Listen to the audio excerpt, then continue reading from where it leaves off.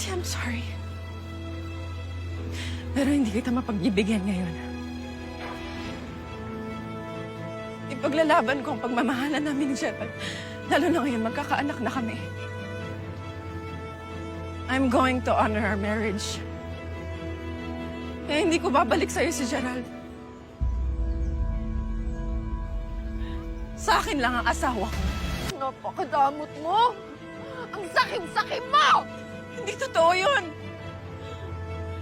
Simula ng mga bata pa tayo, binibigay ko lahat ng gusto mo. Pero hindi kita mapagbibigyan ngayon.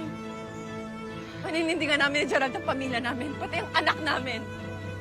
Ginagawa mo lang excuse yung anak mo para pangatawan yung pang-aagaw mo! Ako ang mga agaw?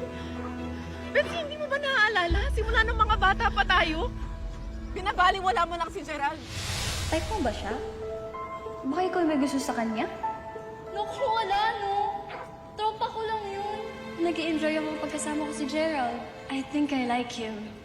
Kung magkaka-boyfriend man ako, gusto ko kagaya ni Gerald.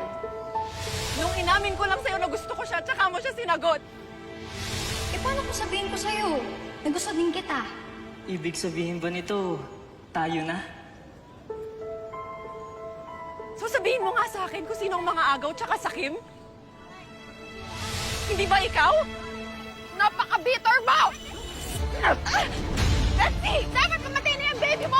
Yan ba ang dahilan kung ba't ayaw mo kayo hiwalayan, ha? Mamatay na yung baby mo! Betsy! Mamatay na kayo ng baby mo! Mamatay na kayo! Mamatay na kayo! Tama na! Mamatay na kayo! Tama na! Sana pag-sana kayong anak mo! Tama na! Mamatay na kayo! Yan ang bagay sa'yo! Somebody help me!